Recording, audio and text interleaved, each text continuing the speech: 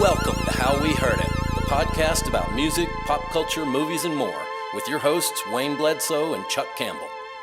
Gee which, this is Chuck Campbell with Wayne Bledsoe, and I'm John Baker. That was terrible. I was trying to do Irish. I think it's God to you, how you say hello. We kind of sounded drunk with that. So I mean, it's like after an Well, they Irish have different party. accents too. I'm like, oh my God, they're all kind of hard, and they don't. Anyway, apologies to Ireland, but they were Ireland and South Africa yesterday morning when I got up. Those two were the first two on board, and I thought, well, we get a lot of UK listeners, but we've only got a few Irish listeners over there. Yeah. So I thought I'd throw them a little hello and botch their language. Sorry about that. But anyway, today we're doing something a little bit different, I guess. I want to say that, we talk about the biggest names all the time, but we all three of us have our favorites who aren't as well known or who aren't very well known at all or whatever. Right. And that may, that may confuse people who think that I think, for example, one of my old favorites would be as big a deal as the Beatles or something like that. So this time we're going to just do the top 10 selling artists from each decade, starting with the 60s. And what we're going to do, we're going to look at them. Wayne, you found Chartmasters or some group like that did that. I think so. I can't remember what it was. I think it's some French guy runs it. I think it's a Europe-based thing. Right. So we get a little bit more European flavor into these top 10s. Not a lot. It's still mostly American and British acts. But we get a little bit more European flavor, which we thought that's nice because we do have European listeners. So right. Get a little edge to them in there.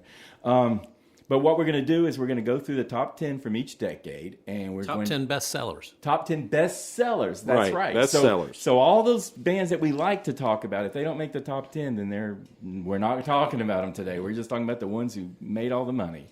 Yeah, and it's funny because looking over the lists, some lists are pretty easy, and then some lists are pretty hard. Sometimes it's hard to pick your favorite of the ones because you like so many of them, and then some of them it's hard to pick your favorite because you don't like so many of them. Yeah, I was surprised at how much difference there was in the vibe between each of the top 10s because I was the same way. As like some of them are like, wow, these are all huge names, and like, wow, how did they get in the top 10? Yeah. Well, and I just never pay attention to Billboard sales anyway, so the later, the more current ones, I've never even heard music by most of these, so I'm just... Well, I mean, you can just pick, if you've only heard of two of them, then one's your favorite and one's your least favorite, because that's what we're going to do. We're going to each name our favorite and least favorite among the top sellers. So we're not trying to hose down all the ones that we say are our least favorite, because they are still top 10 selling acts. Right. We're just like, of the 10... that's the one that we don't like. I think we ought to guess each other's least favorite. We could. Before we do. Because I know what your favorite is going to be the first two. I know what John's going to be at least, I think, the first one. Yeah. But, the ones that I can't think, it's like, what is going to be their least favorites? That's what I couldn't figure that for sure. That was hard. Sometimes that was hard. Sometimes it was easy. Yeah. Sometimes it's like, wow, these are all big names. So I had different rationalizations for how I picked them. So I can start with the 60s because I have no personal attachment to the 60s. I was looking at those names like, well, my mom and dad kind of listened to music in the 50s, and my older sisters weren't into music until the 70s. So I got like, no, I know who they are. These are huge names. So I'm not like I don't like them, but I just don't have any personal attachment to them, really. So I'll go down the list, and then we can round table it or whatever. Okay. I'll go down the list. So the 1960s, the number one top-selling act was the Beatles. Number 2, Elvis Presley. Number 3, Rolling Stones. Number 4, Simon and Garfunkel. Number 5, Bob Dylan. Number 6, The Doors. Number 7, Led Zeppelin. Number 8, Creedence Clearwater Revival. Number 9, Barbra Streisand. And number 10, Johnny Hallyday, who a lot of Americans might not be too familiar with him. He never had a hit here, I don't think. Right. But he was a French singer, and he was kind of like Europe's answer to Elvis. And that's the thing. It's like, the French. They got to have their own. Well, of course they do. For better do. or worse. Of course they Sometimes do. it's one of the things. I'm part French now. I know. Well, it's one of the things you admire about the French is they just don't go along and say, okay, but they got to have their own thing. Of course they do. But then you get Johnny Hallyday, and I had to go, look him up. I had to go find him back, way back when I first started. I'd read about him, but I had no way of listening to him, and then the internet comes along, and you can go back and listen to him, and it's like, okay. That was popular. Well, honestly, I feel like, though, if you've not heard most of these acts, if you went and listened to them now and had never heard of them, I don't know if they would feel as great as they probably did, Well, I think that's true 50 about years ago. Anything, but, now you've heard all these people who are influenced by them. Every one of these acts up here, yeah. even including Johnny Hallyday, was influential. Yeah. Am I doing my favorite and least favorite then? Well, you go. All right. Well, of course, my favorite's the Beatles, and I'm sure you guessed that it was going to be the Beatles. Yeah. And I still hear magic, and then when I hear their songs, and there's so much Beatles stuff I still don't know, but and there's so much range. Yeah, they just did so everything. much range. Yep. That's what happens when you got a group with several good songwriters and several good singers, and mixing it up, and the world is their oyster, and I don't see how. The other Elvis, Rolling Stones, all that, these are big names, but I still don't see how anyone approaches the Beatles. Well, if this had been the 50s, Elvis would be way up there. Yeah. Because the 50s Elvis stuff is incredible. The 60s Elvis stuff, 68's really good. Right. Yeah. There's a lot of throwaway stuff in the There's 60s. a lot. Because he started making movies, and he would, what he was putting out were movie soundtracks. Until the 68 special, when he came out, and he, was back in his leather jacket, and he was great. Yeah. But, there's no way you can top the Beatles. The Beatles are top of my list, too. Yeah. Well, to help myself through this, I kind of divided a top half and a bottom half, like bands that definitely wouldn't be near the bottom or acts. And I have Rolling Stones, Simon and Garfunkel, Bob Dylan, even though I don't like his singing, his songwriting's amazing. Right. And The Doors. And everybody else was vulnerable to me, including Elvis. And I looked at the single people, the soloists, Elvis Presley, Barbra Streisand, and Johnny Hallyday, and I don't know why, I just felt like if there was something for me to hear by them, I might be interested in listening to it. Yeah. So I don't know if that would... I don't know. I had a hard time with this decade because it's like, I don't know what to do with this. And then Led Zeppelin, I think I like more 70s Led Zeppelin songs than 60s. But Creedence Clearwater Revival, I thought I'm just going to put them... And they're a huge band, but I'm going to put them at the bottom. Just because... Yeah. Wow. Just because that's just not my vibe. And I can go back and listen to them. And I get it, and I understand why other people love it. Yeah. But I just am so divorced from that reality that I dropped them. It would have been easy to put Halliday down there, but I thought, I don't know enough about him to know that I wouldn't want to hear him. I wouldn't seek out CCR. Well, I went back and listened to, quite a bit of Johnny Hallyday back when I heard about him. Did not. And I kept trying to think. I kept trying to figure out why he was so popular. Well, maybe the little French in me was like, this you're not giving so him some bad. credit. But with me, it was between Barbra Streisand and Johnny Hallyday. Yeah. But it's like I can think of a couple of Barbra Streisand songs that I like. Okay, even though I don't generally like her as a singer. No. So she was my bottom. Yeah. So you like Johnny Hallyday? I don't know Johnny Hallyday. Oh, okay. All right. You just know that Barbra Streisand is worse. She just is so that would be hard smarmy. for me because she's the only woman on the list. And I'm just like, I'm not going to pick on the only woman that made the top 10. Unless she was just stood out as the worst to me, and she didn't. So. Well, with me, it's like, obviously, I think the Beatles are the best, but there was a little part of me that was wanting to pick Bob Dylan because I listen to more Bob Dylan right now than I listen to Beatles. Okay. I burned myself out on the Beatles, kind of, because... I never did that. So. Well, it was just a soundtrack to my life, you know, in the 60s and in the 70s, even though they were broke up by then. I listened to the Beatles constantly. And Bob Dylan was always kind of a discovery, and he's got a bigger body of work. Really, the Beatles, you've only got 1963 to 1970. Yeah. That's it. Yeah. So... 60s. Yeah. But I'm saying, but with Dylan, I mean, he's got he's gone on so much more. I think longevity does have something to do with looking back at these acts. Yeah, and there are some that go from decade to decade. There are a few that are in 2 different decades. Right. Well, and that was kind of interesting. Yeah, and it was. Well, we'll get there. Well, John, what was your favorite? The Beatles. Okay. I mean, without a doubt. I mean, when I was a little kid, they put out those. There was the red album and the blue album. They were like the greatest hits. Mm-hmm. And the red album was all the early stuff, and then the blue album was their later stuff. And so I grew up listening to that stuff.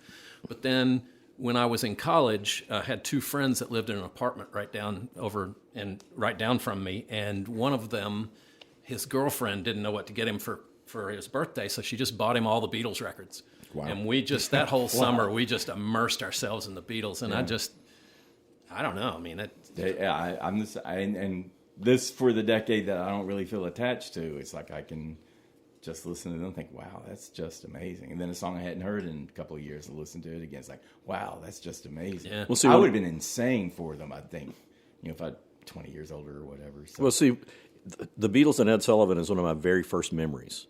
I was 4 years old. And it was just like, my sister was crazy about them. They were on TV.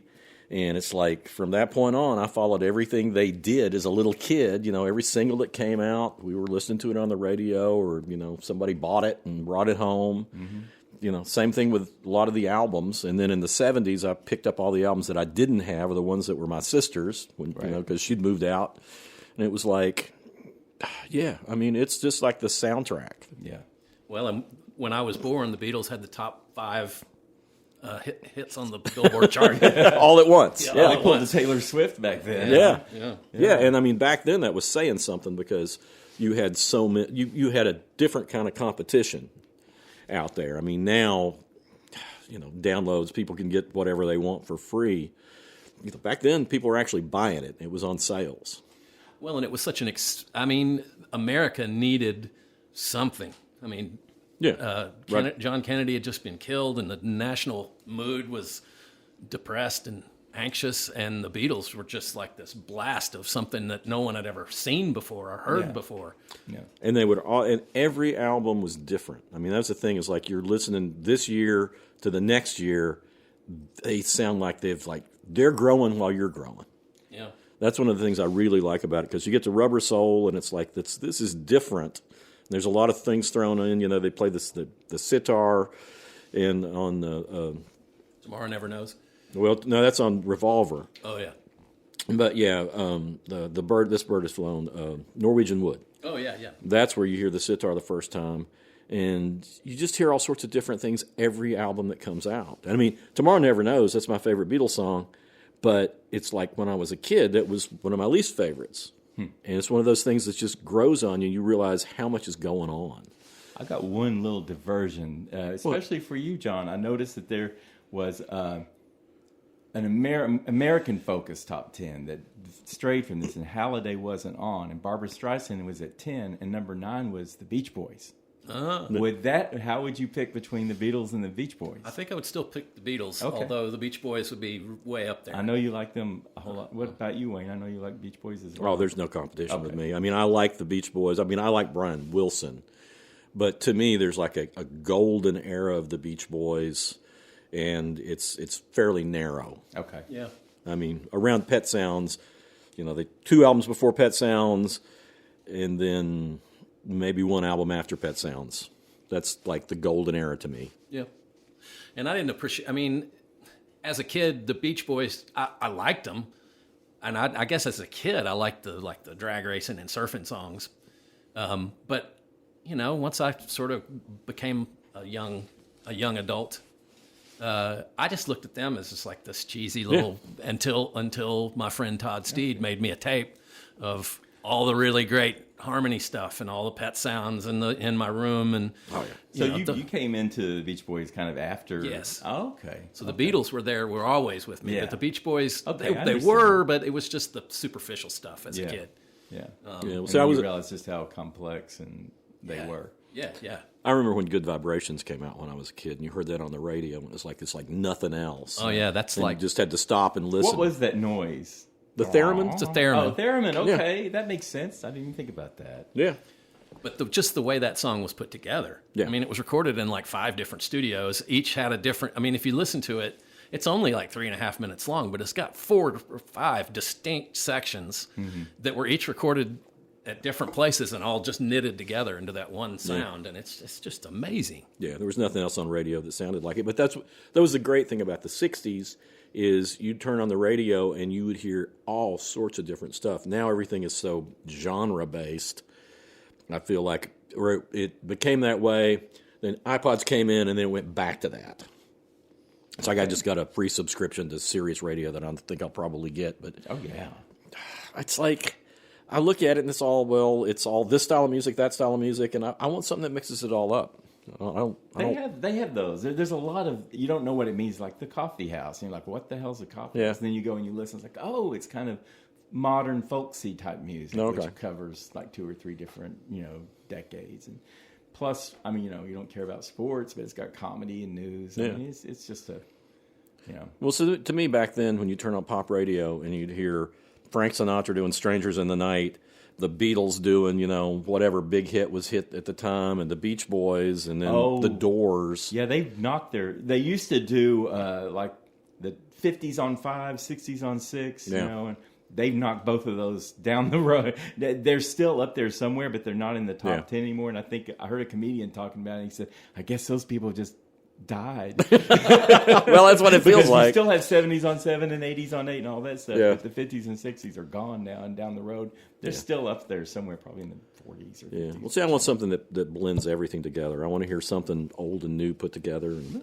there's channels that do that. You just have to get to know them. Yeah. Well, and I know you are really fiercely opposed to streaming services, and but I use Apple Music, and they will give you, and there's like, for me, it's John Baker's radio station, and it's changing constantly as I pick things out to listen to, and it'll throw in odd things that I've never heard before, and I discover a lot of music that way. Yeah. Yeah, Spotify do that too. It's like Spotify's better at that. Yeah, and then they deal in something that sounds like that. Like so you listen to 3, whatever, the Carpenters, and then they find something else like that. Well, Wayne, you want to take over with the 70s? Well, in the 70s, we've got at number 1 Pink Floyd, number 2 the Eagles, which surprised me since the Eagles had the best-selling album of all time, at least the Eagles' greatest hits. Number 3 is Led Zeppelin. Number 4 is Queen. Number 5 is Elton John. Number 6 is ABBA. Number 7 is Rod Stewart and the Faces. 8 is Bob Marley. 9 is the Bee Gees. And 10 is Fleetwood Mac. And guess my favorite out of those. That's... Ooh. I think it's Elton John. You know me very well, John. Wow. We've been friends for a long time, too. Wow. Okay. There was a time when I would have picked Pink Floyd because I went through a huge Pink Floyd thing. But with the passing of time, I'm going with Elton John, too. Well, I mean, for that, Elton John is like David Bowie and Prince in the fact that he had a run at a very specific time frame where you just couldn't top him. Yeah. Every album was great. Every single was great. And he hit that peak, and then he slid off pretty hard. Yeah. But, man. Yeah, it's an amazing run of albums from the 70s. From 1970 to about 1976, he's just unstoppable. Yep. I know yours, Chuck. Well, let's keep going here. What I was sorely pushed for Queen too because I was Queen. I would have guessed either Queen or even Pink Floyd with you, and I was thinking, what does Wayne think about Pink Floyd? I like Pink Floyd, but Pink Floyd is one of those things that they wear me out pretty quick. I mean, I love The Dark Side of the Moon. I bought it. I never had to listen to it because the local radio station played it all the damn time. Okay, yeah. Everybody else had it. Oversaturation then. Yeah, and I mean, Wish You Were Here is probably my favorite Pink Floyd album, but they wear me out after a while. Yeah, they're just so heavy all the time. Yeah, and then you get to The Wall, and the Wall's great, but man, you got to work your way through that. You do. I mean, Comfortably Numb is one of the most transcendent songs of all time. And David Gilmour's voice on that is just superb. His voice and the sustain he has on his guitar, it's just beautiful. But it's like, I just think Elton John, as far as it comes down to, I'm writing a good song, he was unbeatable. He wrote every damn song he wrote there for a while was great. Mm-hmm. And, Pink Floyd, Queen, I love Queen, but it takes a while till you get to Night at the Opera, which, has Bohemian Rhapsody on it, and I like that stuff, but it's not great. And then they hit that peak with those 2 albums, Night at the Opera and Day at the Races, and then I like the stuff after, but nowhere near as much. I'm stuck on Sheer Heart Attack. I think that's a great record. Sheer Heart Attack is, that's better than the first 2 albums. That's really when they kind of take off. Yeah. I remember I stole that record from my sister, and I remember looking at it, and they were all laying, it's a picture taken from above, and Freddie Mercury's pants are unzipped. Oh, I didn't ever notice that. I remember thinking, I was like 12 years What's old. going on Like, But that's surprising. So both of you pick Elton John as your favorite. Yeah. That's interesting. And Queen, I kind of felt like Queen shows up in the 80s as well. And I was like, well, which was 70s Queen and which was 80s Queen? I think 70s Queen is much preferable. Yeah. I thought they were both top 5 worthy, in the top half, but, they didn't come close in mine. What's your least favorite in this? My least favorite in this is the Bee Gees. Okay. And, it's actually everybody on that list I like. Okay. I even like the Bee Gees. I like the earlier Bee Gees. They had to. I know. I like the funky Bee Gees. Yeah, you do? Mm-hmm. Now, see, I don't like the early psychedelic stuff. It's just too wimpy for me. Well, that's real folky sounding. I like the folkier Bee Gees. I mean, How Can You Mend a Broken Heart's a great song. I mean, there's tons of great songs that they did back then. And I like Nights on Broadway when they're starting to go into disco, and then when they go full disco, it's like, okay, I'm tired of this stuff. It's too much. I mean, Jive Talkin' is an excellent song. That's a great song. That was kind of early discos, but that was disco. That was Nights on Broadway and Jive Talkin'. I think they're on the same album. Yeah. So, but that's kind of that's my jumping off point after that album. Like 76 or something like that. I think it's actually even earlier, a little earlier than that. I think 76 is when Saturday Night Fever came out. Yeah, I think so. So it's the one before Saturday Night Fever just pushed them over the edge and became like the disco giants. I'm going to hurt your feelings, Chuck, but I think ABBA is my least favorite. Okay. Oh my gosh! Here we go. Okay. Here we go. No, that's okay because I mean they got a couple of good songs. I love SOS. It's a great song. Yeah, but I don't know. It just seems kind of throwaway to me. That's kind of expected because I got Bob Marley at the bottom of this 10. Really? And I thought, John really likes Bob Marley. But I do like Bob Marley. I do have ABBA at the top.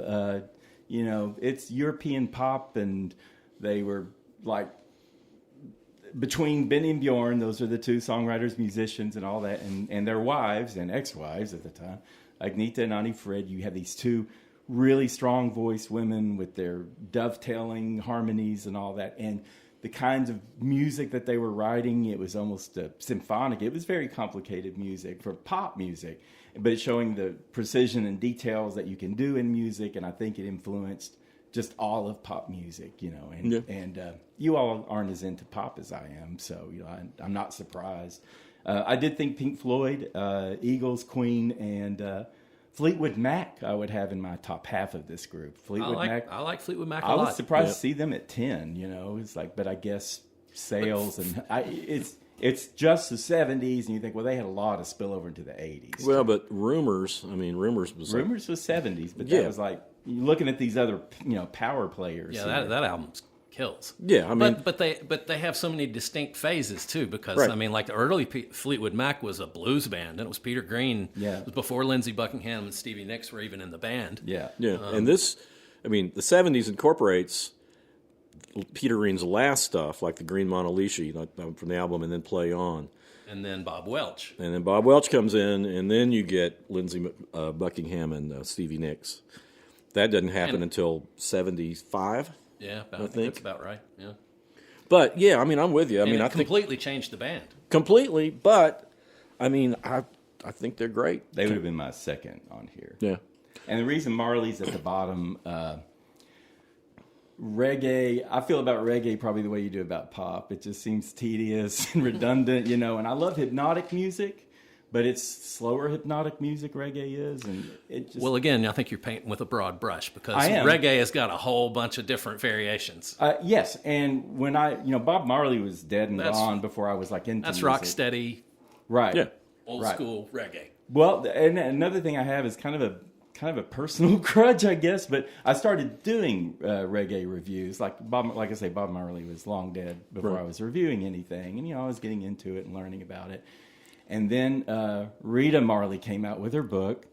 I don't know if you've heard about that, in like 2004, and said, Bob Marley, he abused her, he raped her. Oh my gosh! All these other women that he was sleeping with. He impregnated all kinds of people. Yeah, and then the whole Rasta thing is like it was kind of their religion to subordinate women, and also that's traditionally like very homophobic too. And Ziggy Marley came out, and he's been more inclusive for LGBT, but he's not even said anything about women and how they have a subordinate role in Rasta.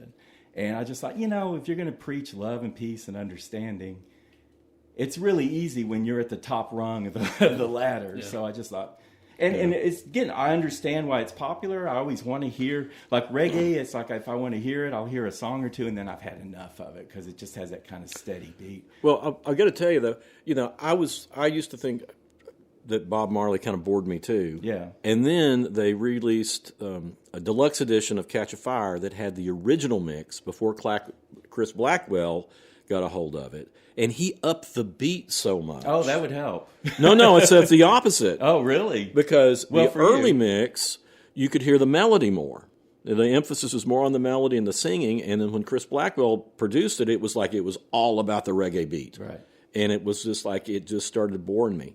Right. But, I did, like I said, I did reggae reviews for a while and got into it and everything. And then check out what Rita Marley had to say about it, and that won't necessarily change how you feel about the music. But since I already didn't have any connection to him in particular, when I was reviewing reggae, it was more modern bands, and I guess Ziggy too and all that. And I liked it.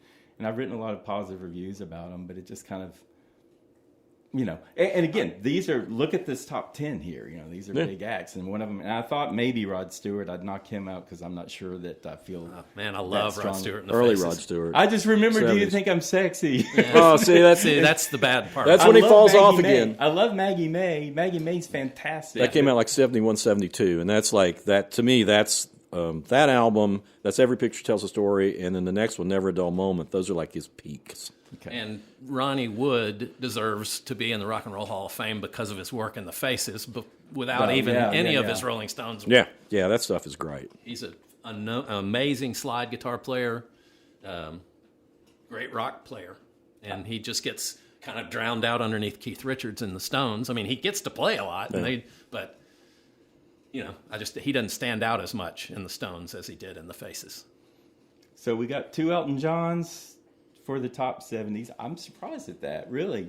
Well, just one more thing about reggae is that I feel a real sentimental value, attachment to it because my wife and I vacation there regularly. Right. And I've been to Sweden, so I have a sentimental attachment to ABBA. So there you go. In Jamaica, you can't consider yourself a legitimate business unless you've got booming reggae coming out from somewhere. I mean, it's just music. The whole island just vibrates. Well, before we leave reggae, is Bob Marley your favorite reggae artist?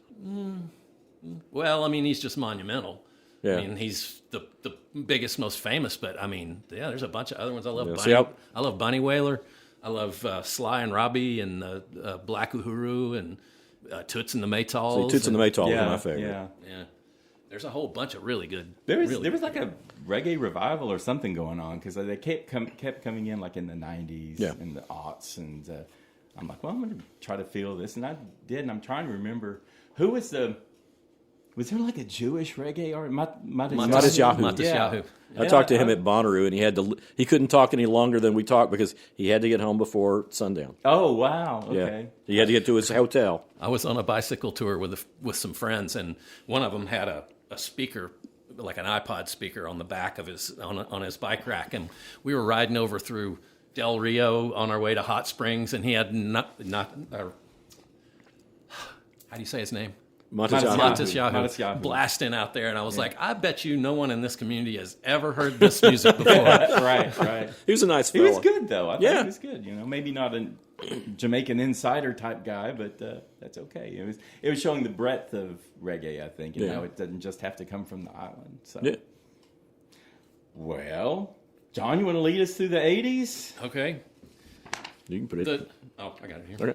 Oh, but that was interesting. I saw ABBA and I saw Bob Marley, and I thought, uh-oh, because I kept looking at the other 9 thinking, do I have to pick on Marley? I said, I couldn't. The only other one I saw would be Rod Stewart. I thought, he'll probably put ABBA at the bottom, so don't worry about it. That's just what happened. I don't dislike ABBA. It's just out of that list. Yeah. To me, it's the most disposable. Same here for Marley. All right, so for the 80s, number 1 bestseller was Michael Jackson. Number 2 was Madonna.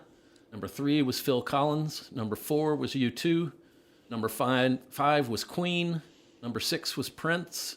Number 7 was AC/DC. Number 8 was Bruce Springsteen. Number 9 was Bob Jovi. I think that's a typo. Jovi. Bon Jovi. And number 10 was George Michael and Wham. And in the 80s, that was when I was in high school, my first car was a Chevette. One of those little Chevrolet Econo boxes, and I put so much stereo equipment in that my ears. That's why I probably have tinnitus now. Yeah. But I listened to Back in Black so loud in that car that I just have to say AC/DC is probably my favorite. I thought you were going to say Prince because a little red Chevette. I thought that was what was coming. I came late to Prince. Oh, okay. It was Purple Rain that got me into Prince. Okay. That's still that's the 80s. Yeah, but I don't know if that Prince was ever really one of my favorites. I respect the hell out of him, and he's a funky guy. Or he was. Yeah. And I respect all of that, and I like a lot of Prince stuff. And in fact, some of my favorite of his is the early stuff, like the really funky stuff. But I was never just a huge Prince fan. See, with me, there was not even any.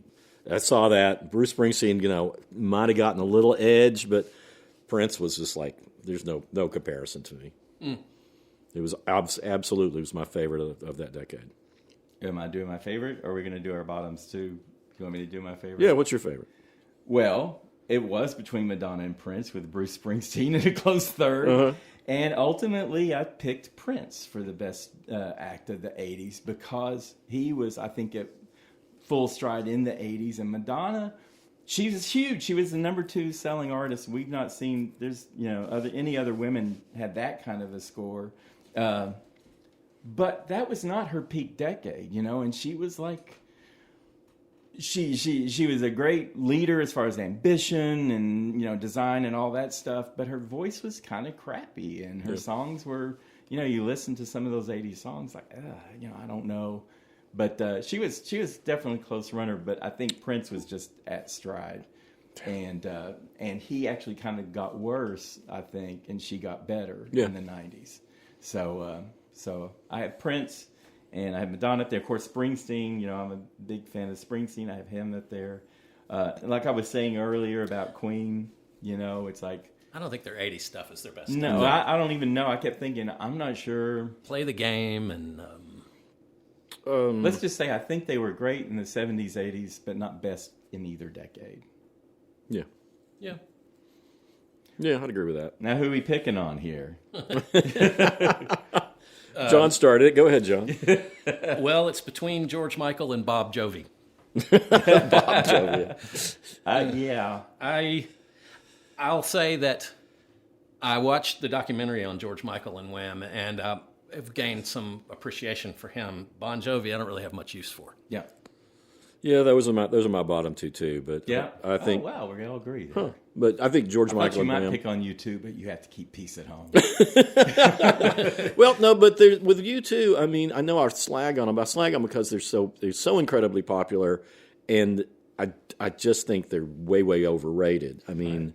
But Boy is a great record. Well, I liked a lot of their early stuff, and I still like bits and pieces throughout. I mean, I think they've got good songs. Yeah, well, I mean, they're kind of like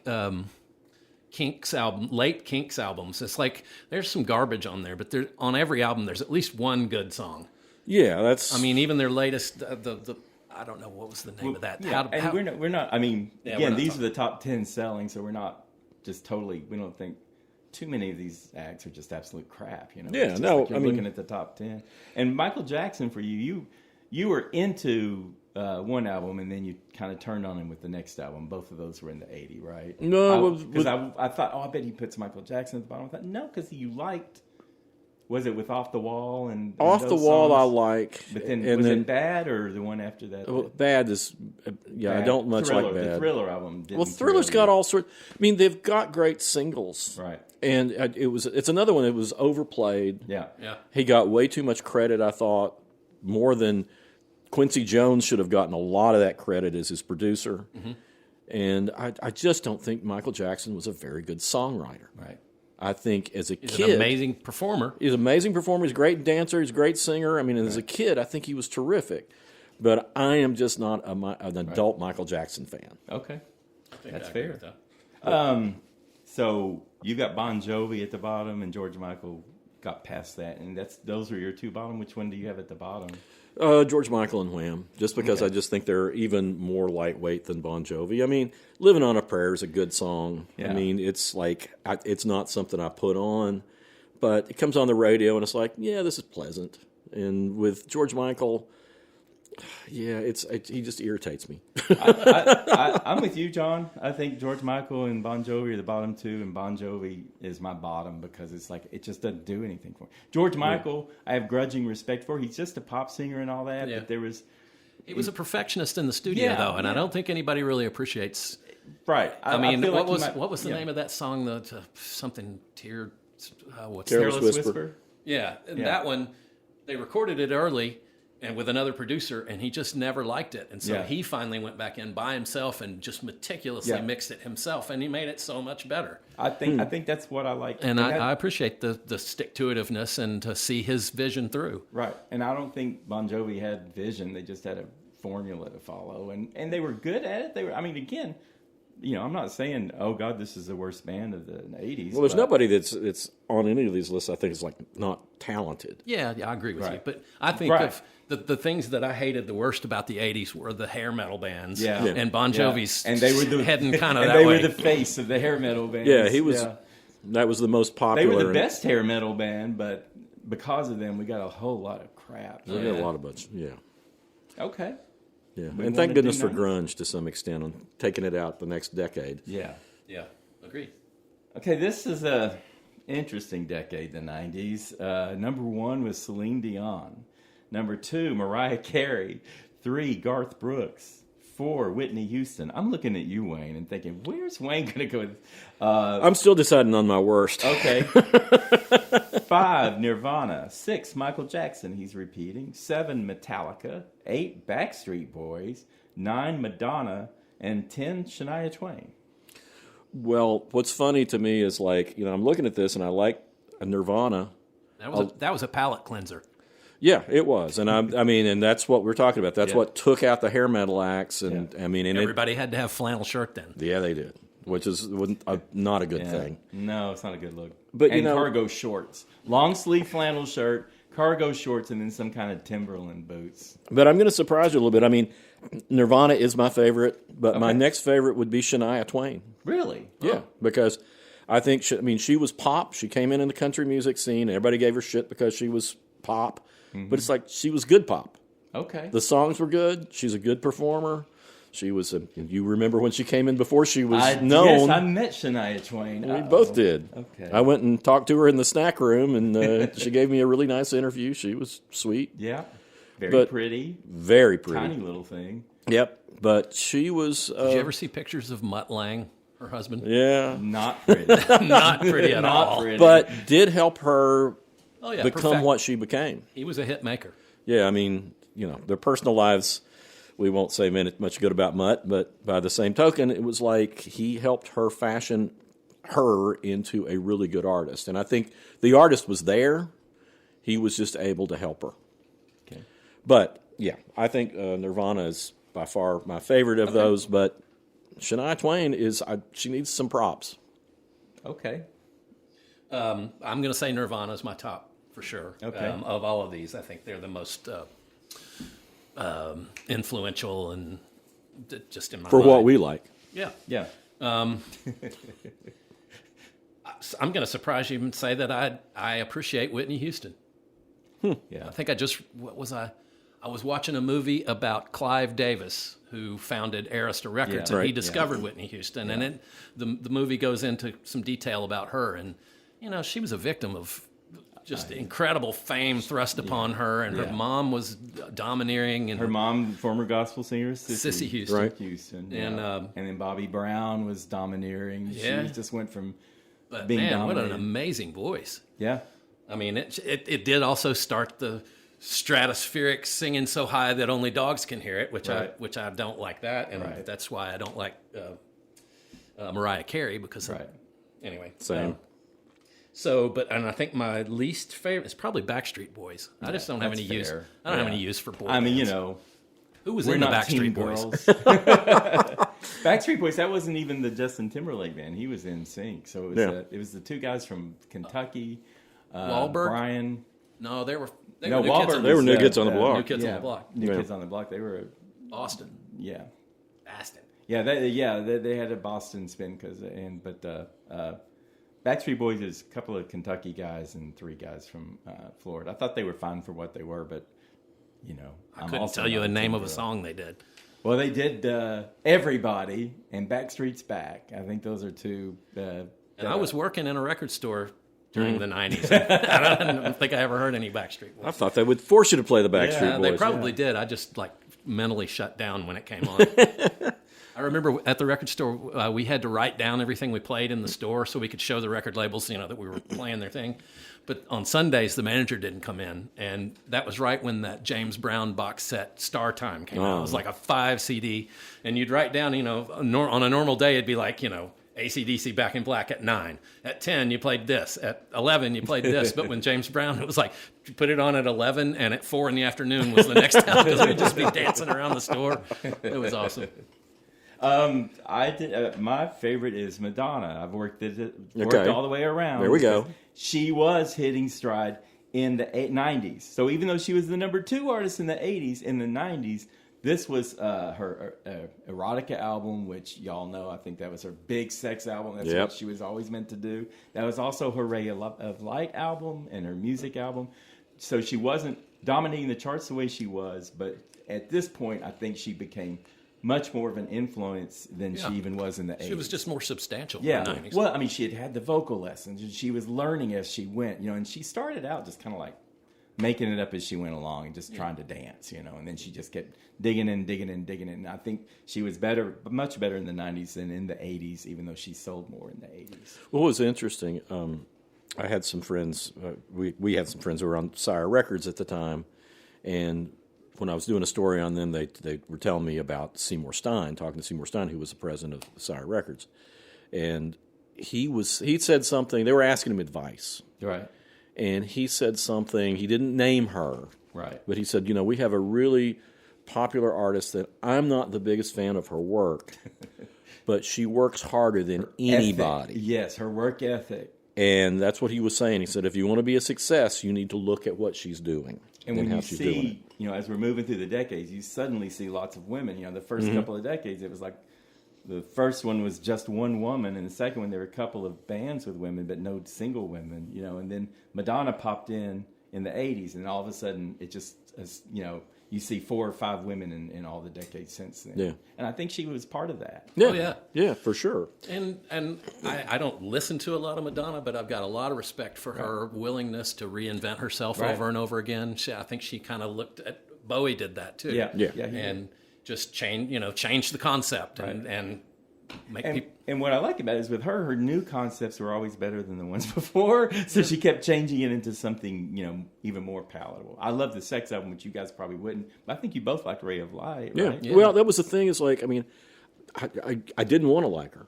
Right. Basically, and that was the way people felt about her. At that point, there this line in the sand, and people just didn't like her, and they weren't going to like her, and then people who liked everything she did. And with Ray of Light, there were a lot of people who say, maybe she's not so bad. she's got more to her. Well, that was, I think you kind of basically forced me to listen to some stuff. And I can't remember, Bedtime Stories, was that the album, just the song that she did with Bjork? Yeah, yep. And it was like, I honestly liked that. It was not like, okay, this is pleasant, I'm not going to turn this off. It was like William Orbit. And it's like Bjork and William Orbit coming together on a Madonna song just created this kind of, the production was great. The lyrics were just something Madonna would never sing before, but, Bjork wrote it. Yeah, it was great. So she not only was she improving herself, she was also improving her tastes in producers and such to work with. Well, looking at this list, though, I mean, I look at how pivotal it was in the 90s. Yeah. Because you got Garth Brooks who comes in and transforms country music. He did. For the worse. It's not his fault because he's not. It's kind of like the Bon Jovi thing. He was good, but what he brought in was not. Right. And country music just started going straight down the tubes afterwards because everybody wanted the next Garth Brooks rather than the next Randy Travis or whoever, that was authentic. And then you had, Whitney Houston come in and it's just she ushered in that vocal style that just drives me up the wall. Yeah. It's like. Let me ask you all this because I know, John, you're okay with Whitney Houston. Both of you don't care for Mariah Carey, right? But how do you feel about Celine Dion at the top of this list? Do you like her better than Whitney Houston and Mariah Carey? Or are they all three in the same? They're boat all in for the you? same boat for me. Okay. It's over singing. There's no nuance. It's just all over the top. Acrobatics. Well, yeah, I used to call it, and I used to say it was gargling on key, because it was like it's like blah, blah, blah, you're doing everything you can do in one song, and it's like no. Well, I've reviewed a lot of albums by all three of these women, and I do like Whitney Houston. I do like Mariah Carey because they achieve some warmth and humanity, and songs that you may not have heard, and songs that maybe weren't as big hits, but Celine Dion always leaves me cold. Yeah. I'm just like, I don't feel anything from her. I don't have much use for her. Right. Yeah. I forgot about meeting Shania Twain. I had her at the bottom just because. Really? I know. Well, it's just because I didn't want to pick on the Backstreet Boys, though I can see why. That wasn't for me. And then I wouldn't have Mariah Carey and Whitney Houston and Nirvana and Metallica would be in my top 5 with Madonna. Yeah. And Celine Dion, I thought about putting her at the bottom, and I thought she was my second. Backstreet Boys is what I picked, and Celine Dion would have been my second. Yeah, me too. But Shania, she was nice, and I did like what I Feel Like a Woman, and that don't impress me much. Yeah. So I probably like 2 more Shania Twain. You probably would have liked them all. All right, I'm going to put Celine Dion in the bottom. I'm going to bump my girl Shania Twain up a notch. I'm just very surprised because I would have thought you really did like Shania Twain. I just, it's just country and like Garth's in there, and it just again, it's like that. I don't feel anything one way or another. But the funny thing is they all complained about her not being country, and she wasn't. Right. But I thought that made her better. In Europe, they took out any fiddle or steel guitar that they threw in there, and she was promoted as a pop artist. Okay, that makes sense. And you could get copies of the European album with that stuff taken off, and it actually sounds more authentic.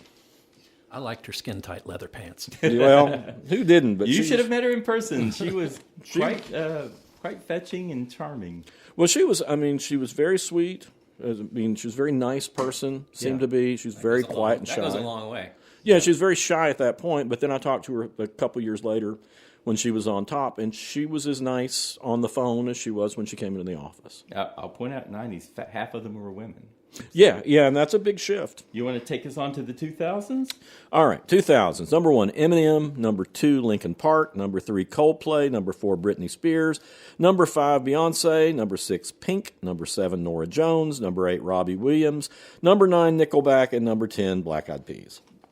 And my pick, obviously, as Chuck would know, anybody would know, is Norah Jones because that's mine too. She brought singing with nuance and subtlety back. Cool. She was cool. She was cool. She's a great piano player too. She's really good at her instrument, and that's where she kind of got her start, was playing piano.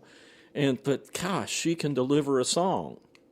And the songs that she put on that album, that's an album I never get tired of. I still pull that one out. I think she's great.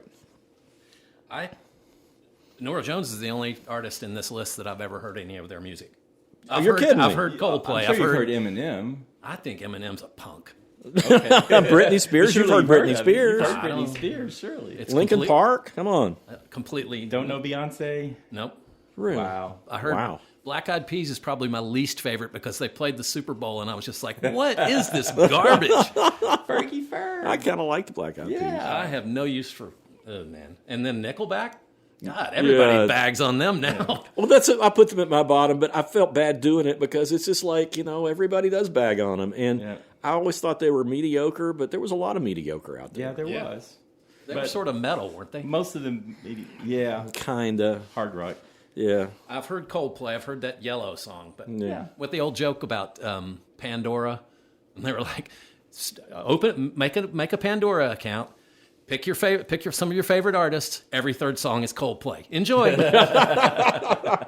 Well, Chuck, I can't. You put Nickelback below Britney. Yeah, I did. Okay, but that's the thing. Is like, even though it's the producer, some of her stuff is catchy. She had some good hits in the 2000s. Yeah. She had "Toxic." That's her best song. Yeah. "Womanizer" was a good song. I heard Nickel Creek do "Toxic" in concert. It was great. "Toxic's" great. Yeah. I didn't have her as my bottom. Oh, my top is Beyonce. That's what I thought. It was either I knew it would have to either Beyonce or Eminem. It was going to be Beyonce or Eminem. Yeah. See, I know you.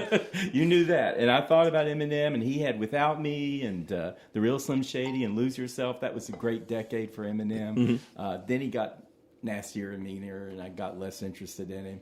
And Linkin Park, I just don't care. Coldplay, I do like Coldplay. I think they got kind of an artful type pop. It's like it was hard. The Black Eyed Peas, I think, are fun, but I would never pick them as the top. And Beyonce, I just coming back to, and this was Beyonce in her earliest solo years, and like I say, "Crazy in Love," "Single Ladies," "Halo," those were great songs by her. I have heard "Single Ladies." Yeah, all the single ladies. Boy, I sound like an old. Anyway, I did an old bluegrass version of "Single Ladies" just now. Sorry about that. This is why I don't sing. And at the bottom, I put Nickelback. We all three put Nickelback at the bottom? Yeah. I put Black Eyed Peas. Oh, you did? Okay. Well, and that's again, I feel bad for Nickelback, because everybody does bag on them, but Robbie Williams, just like he's more of a British phenomenon. That's it's like whatever. Yeah, I've heard stuff. And Nickelback is just like, I really want to turn that off. Yeah, Everybody that's the else difference. Is like, I'll just let them play. Well, that one Pink song, I can't. That her first big hit, whatever the name of it was, about the party.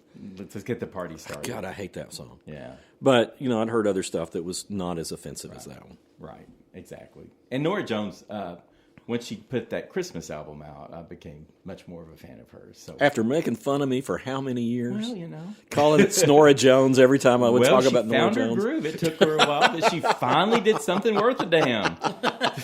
She's always been good, but that album is just. I was so happy that became a huge hit. Yeah. And, I got an advance of that, and I didn't listen to it for a long time because it's like, I looked at it and it's like, she is so pretty, this is going to suck. Yeah. And it was like, no, this is great. No, she wasn't too pretty. Yeah, and then she's also really nice to talk to. I've talked to her several times, and she was great. Okay, John, 2010s? Okay. In 2010s, number 1 was Adele. Number 2 is Justin Bieber. Number 3 is Taylor Swift. Number 4, Ed Sheeran. Number 5, Rihanna. Number 6, BTS, whoever that is. Oh, K-pop group. Yeah. Number 7 is Bruno Mars. Number 8 is Drake. Number 9 is One Direction. And number 10 is Eminem. And so what did you do with that mess? There's only 2 artists that I've ever heard any of their music, and I'm going to put Taylor Swift on top because I've got mad respect for her. Yeah. Adele has got a beautiful voice. Yeah. Other than that, I'm just going to put Eminem at the bottom because I think he's a punk. Okay. All right. Fair enough. And on the rest of them, I've never heard any of their music, so I can't say. Well, with me, it was like, it was between Adele and Taylor Swift, and I picked Taylor Swift ultimately. Even though I think Adele is really, really good, I just think she's a better singer. I think best all around, it would be Taylor Swift. Yeah, Adele's definitely a better singer. Yeah, she's got a better singer than just about everybody. Yeah, she's got a great voice. Yeah, and the stuff. That "Rolling in the Deep" is like, man, it's terrific. Great song. But I have listened to more Taylor Swift from this era than I have gone back to Adele. But man. Picking my Who least did you favorite. pick for the bottom in this? I picked Justin Bieber, and I really think it's partly residue from having to listen to his new album. Yeah. It's just like, but I was thinking back to that era, and I saw that, I took my daughter to that documentary on Justin Bieber when she was a teenager, and I got some respect for him at that time. Okay.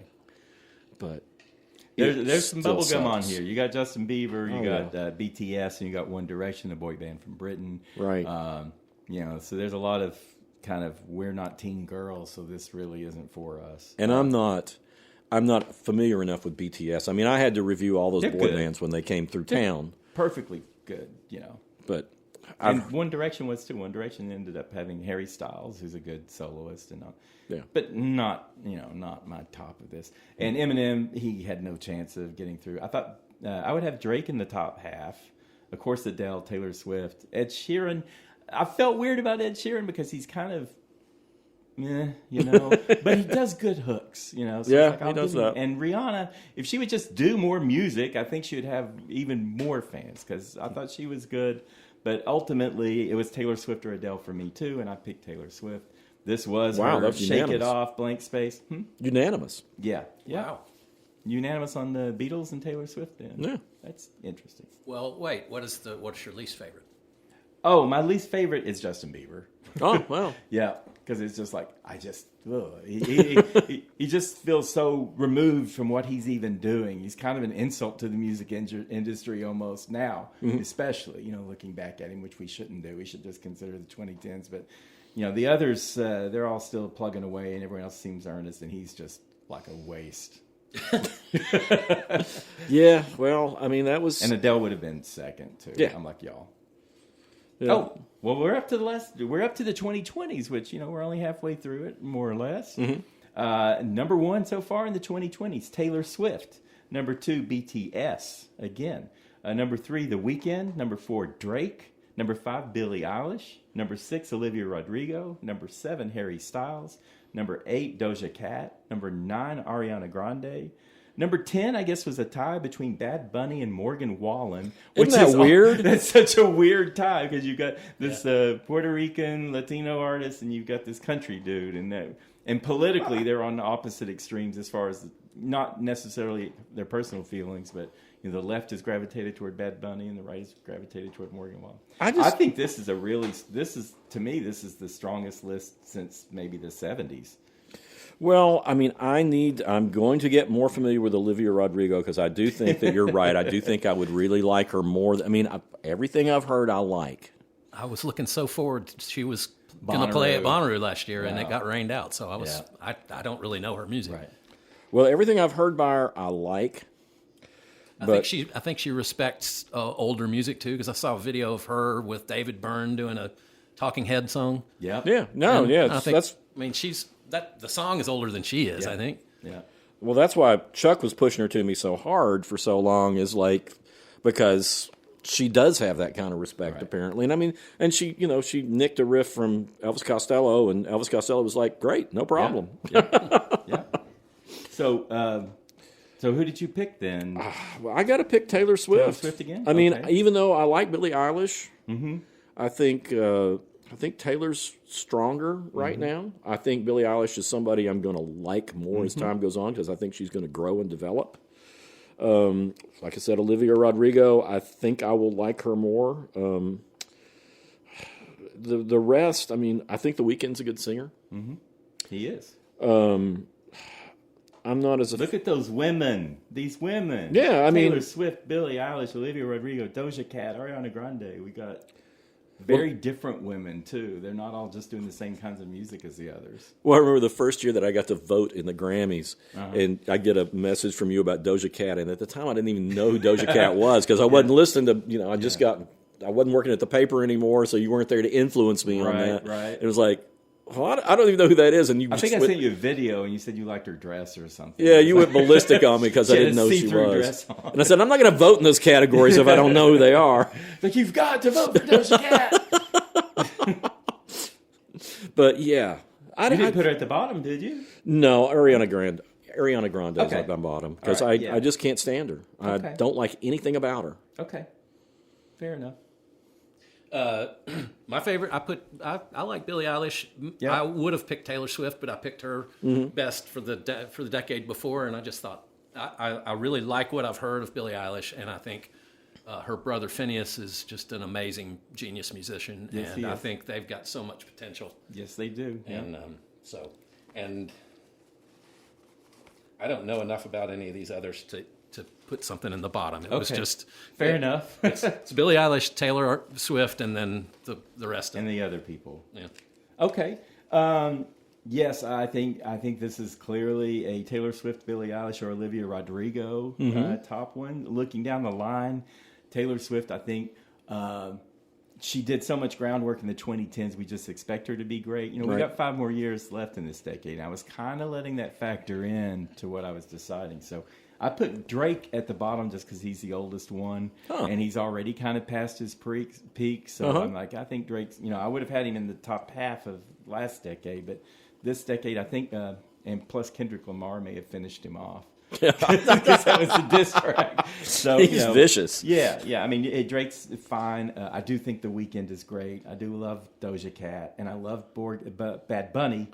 But Billie Eilish, fantastic. She's only 24. I let the ages be a factor, too. And Taylor Swift is 36. Billie Eilish is 24, and Olivia Rodrigo is 22. And I think by the time we're done with the decade, we're going to hear a lot from both of those. Yeah. And I went with Olivia Rodrigo. Well, because and I've got a reason when we get to recommendations, which we might be around recommendations now. But I do agree, Billie Eilish is fantastic. I love where Bad Bunny's going and how he's broadening his music. And, of course, Taylor Swift is always going to be way up there. And The Weeknd. But and like I say, old man Drake at 39 bumped to the bottom. And Morgan Wallen, is not so my cruel. kind of music, but I at least respect how many people, you know, how popular he is and why he's popular. So. Yeah, I'm not a big Morgan Wallen fan necessarily, but I mean, there's so much more that's out there that's Who did worse. you stick at the bottom? BTS?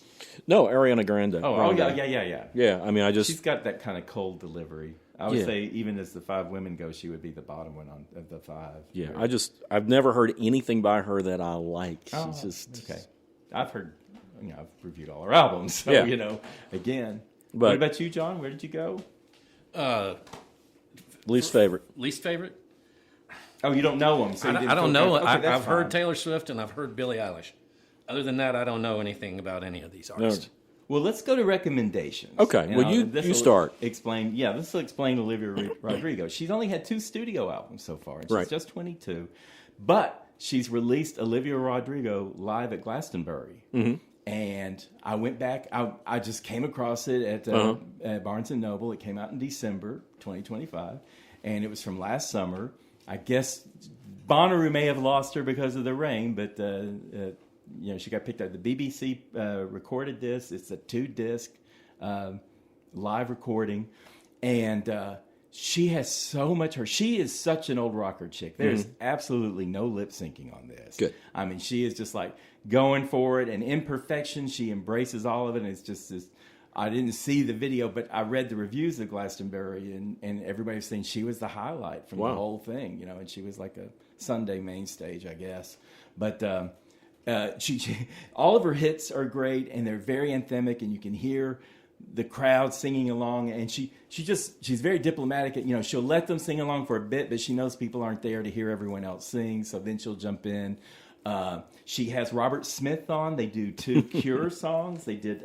Interesting. I know it was, Friday. Who had more makeup on? What? Who had more makeup on? Probably Robert. Oh, for sure. Come on. She doesn't really need much makeup. Is this is a live album you recommend? It's a live album, a live 2-disc album. I'm going to order this one. Yeah, she is. Is it newly released? Yeah, it came out December 5th. Okay. So, and like I say, it was there at Barnes & Noble on a board, and I'm like, I'll just grab that, you know, and listen to it. And I'm like, yeah, this is the one. Maybe it'll work and maybe it won't, but she is so dedicated to it. Like I say, bringing Robert Smith on, just singing his praises. She's got the rock songs. She has been obligated, because she started as a teenager, she's been obligated to do like the mushy songs and the relationship songs. She has those, but she kind of embraces them. And she also just has a whole lot of angst and finding her self-confidence, I think, through humor. But there's a whole lot of self-doubts and everything. But I'm just listening to her. It's like a throwback. And so much guitars. So much guitars. Guitar solos. You like these? I like it with her. I don't know. It's like sometimes I like guitars, you know, and because it can't focus too much on the guitars with her standing there, you know. But it just, the album won me over, and it pushed me. I love Taylor Swift. I think Taylor Swift's got a long career ahead of her, but I'm looking at this 22-year-old who's already done so much in so little time, and I'm thinking, cool. And I think you guys would like, I don't know that you would love it, and her voice, she's got some prettiness to her voice, which she plays at, but a lot of it is just kind of yelling and off-key and stuff like that, like a live performance. And that's actually, she's got backing singers, too, who can help with the other things. But she just, the hit songs, I knew they would be hit. One of them, Get Him Back, that was the closing song. It turns out it's just like this anthem, stadium rock anthem when I'm listening to her. I'm like, wow, she knows what she's doing. She's done her research. She loves old music. She should have been born then. She's an old soul. She's an old soul. I'm sorry you missed her at Bonnaroo is all I could think. I thought she would have turned it out. Because I thought, well, maybe she's going to be lip-syncing. I want to like her. Yeah. Well, she loves her old rock, and it comes out in this. Cool. Well, she's still not as finessed, so I'm trying not to say she's just like live at Budokan or something. No, she's 22. Remember, she's 22, but give her a little space. Well, for that. I love the fact that you've got somebody young that's got some breadth of knowledge. I mean, that's the thing that bothered me so much about. Everybody would be crazy about some new act that came out, and it was like, yeah, I can hear their 5 albums that they like. Yeah, Yeah, and that would always disappoint me. And I mean, I remember that. We'll get into it some other time. But, yeah. John? I'm currently reading a book that's about the history of island records, and it's fascinating. But and there's a pretty big section about Robert Palmer, who his early stuff is just fantastic. His first album, Sneakin' Sally Through the Alley, and I recommended that several months back.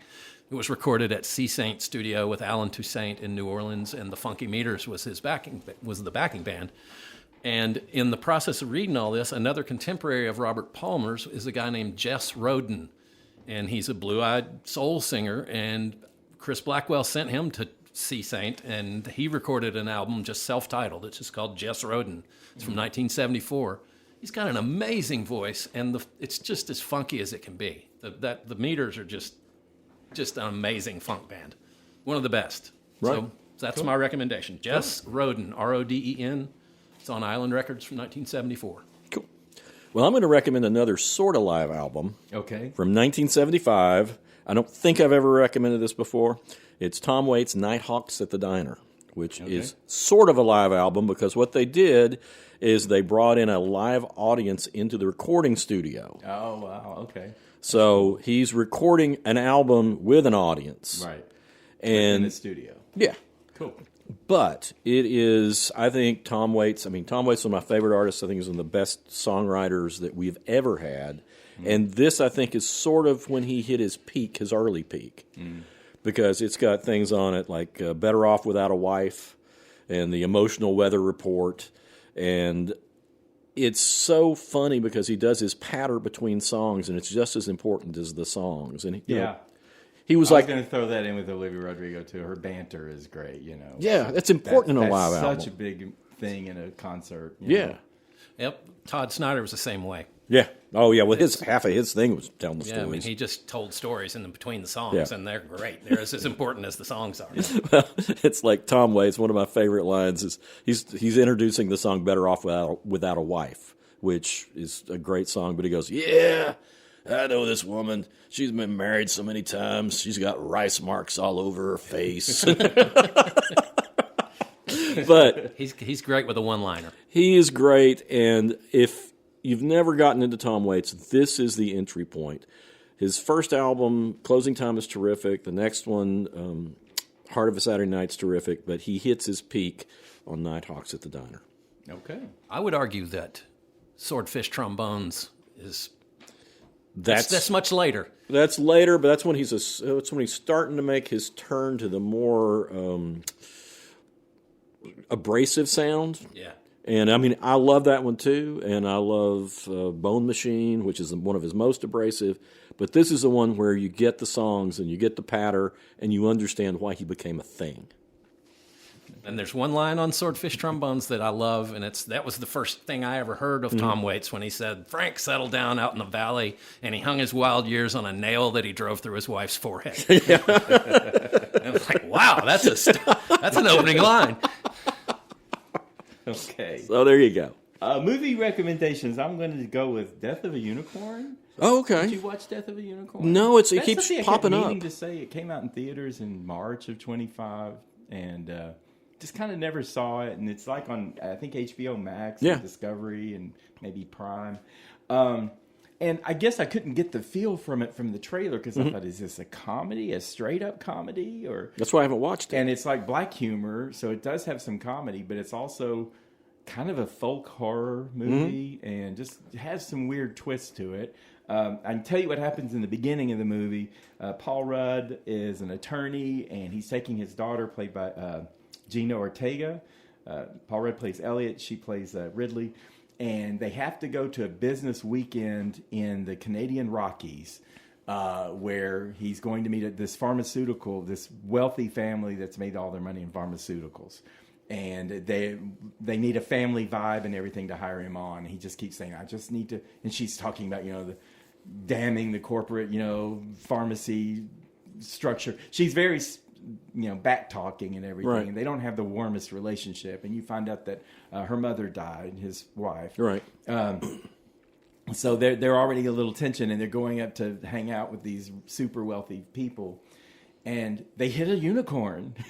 He hits a unicorn, and they both get out. It's like when they get out, and the unicorn is like bleeding purple and just like really suffering. And she goes up and she's petting the unicorn and stroking its horn, and all of a sudden she just like gets transported. She has like this hallucination or something. It's very cosmic seeing and everything. And then she comes out of it because it's obviously going to die, but it's still alive. And because Paul Rudd is just beating its head in to go ahead and kill it. And then he's like, we can't tell them about this. We can't tell them because they're on a wilderness preserve that this wealthy family bought and created in this wilderness preserve. And then they have an estate within the preserve, and they hit this unicorn on their preserve.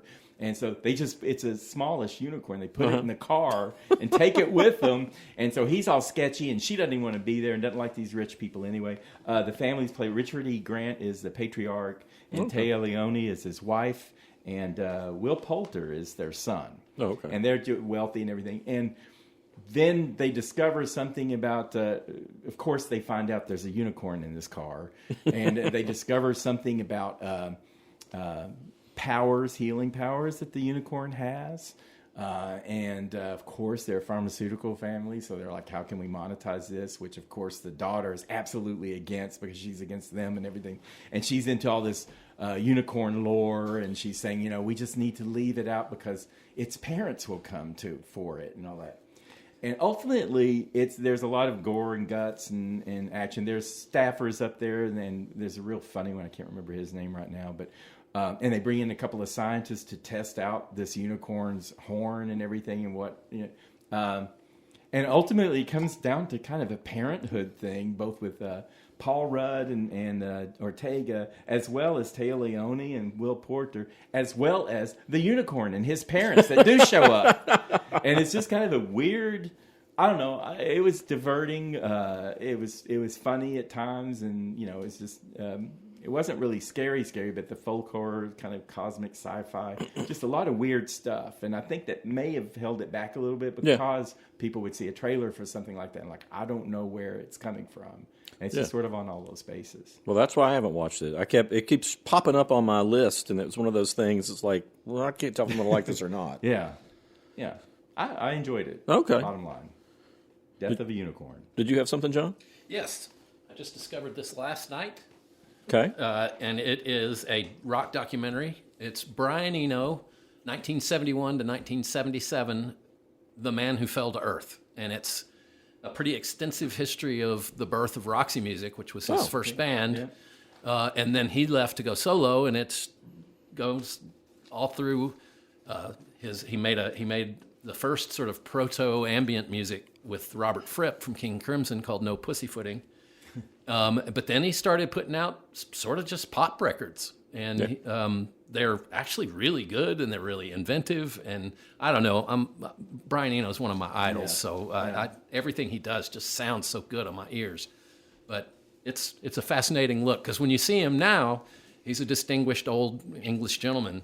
Yeah. But back in the day in Roxy Music, I mean, he wore these outrageous costumes with flowers, with feathers, and he had long hair, and he looked like he was an alien or something. And he was just mysterious, and nobody knew.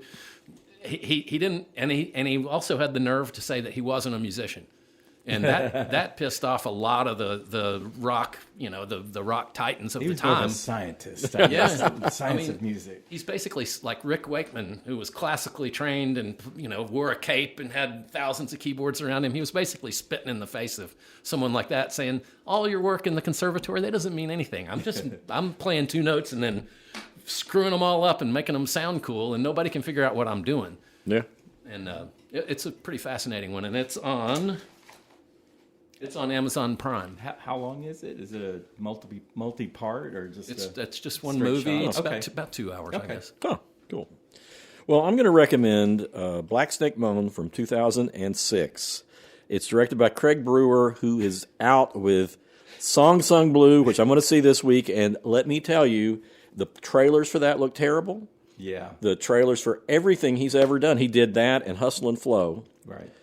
And it looks like the worst idea for a movie. Black Snake Moan is Samuel L. Jackson is this fella living in someplace in West Tennessee and encounters a beat-up Christina Ricci on the side of the road, and she is a uncontrollable nymphomaniac. Right. And to protect her from herself and other people, he chains her up in his cabin. And what you were saying about the trailers, it looked like, from the trailer, wow, this guy is like got a sex slave chained up, and that's not what it is. Which is not. He's protecting her the whole time. Right. Yeah. And, I mean, the thing about this guy's movies is they look horrible, and then you watch them, and it's like, this movie's great. Right. And not only is this movie great, the end of it is heartwarming. And it's about Justin Bieber is her husband who's going Timberlake. off to Justin Timberlake, not Justin Bieber, thank God. Yes, thank you. But Justin Timberlake plays her husband who's going off to war, and basically Samuel L. Jackson is trying to keep her on track until he gets back. And it is so hard to explain how good this movie is, and it's got so much humor in it, and it's got so much heart. It's, even though when you look at it, you think you're going to hate it, trust me. Yeah. You're going to love it. Tell our listeners some of the other movies this man has made. Well, he made Hustle and Flow. That's what I was saying. Hustle and Flow, and then the Dolomite movie with Eddie Murphy, which was pretty good. But Hustle and Flow's great, and, Hustle and Flow's about a pimp who wants to be a rapper. And that sounds like a horrible idea for a movie. And it's heartwarming at the end, too. It is. You really start rooting for these underdog characters. And that's what I like so much about him and that's this new movie. I'll probably review it next week. But he takes these underdog characters and gives them so much heart and soul that you can't help but hope that they succeed. So, yes, Black Snake Moan I think it is my favorite Samuel L. Jackson performance, even down to Pulp Fiction. Wow. It is terrific. Wow. Better than Jackie Brown? Even better. I'm not saying it's a better movie than Jackie Brown, but his performance, I think, is his best performance, even in Jackie Brown. And he's not keeping a sex slave. He's not keeping it. That's the thing. Don't worry about that. I really worried about that. I don't even know why I ended up seeing it anyway. I thought, wow, that was not what I expected. No, that's the thing. It's like you think, oh, this is going to be this. It looks like some kind of exploitation film, and it's not. No. But, yeah. So Craig Brewer, great director, does stuff that you just would never expect to be good. I think he thinks of the worst idea possible and says, let's see if I can make this good. Challenge. It is. It must be. So anyway, there's my recommendation. All right. Well, this was a fun, interesting one. It didn't take as much research as a lot of what we do, so we were able to spitball that one. I had a good time. Me too. I was afraid I wouldn't. I thought, You're such a research guy. The facts here, and I actually have more notes on the Olivia Rodrigo album than the whole podcast. There you go. But if you've got any questions for us or feedback or suggestions for topics, you can write us at howweheardit@gmail.com.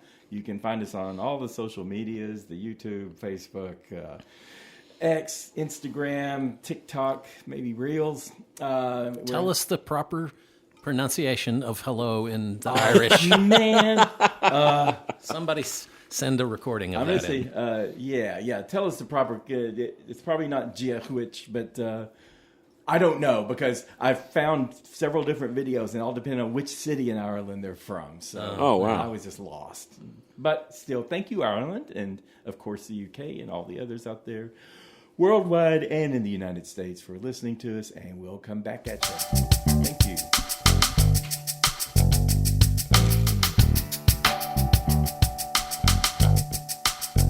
You've been listening to How We Heard It with Chuck Campbell and Wayne Bledsoe, a podcast about music, movies, art, culture, whatever it is that's on their mind. How We Heard It was recorded at the Arbor Studio in Knoxville, Tennessee by me, John Baker. How We Heard It is a Cozy Planet production. If listening to this podcast has given you a burning sensation, then we recommend you sit in a hot tub until your symptoms fade away. If you'd like to reach out to Chuck or Wayne or even me, you can send an email to howweheardit@gmail.com. So thank you for listening, and come on back and we'll have another episode for you next week.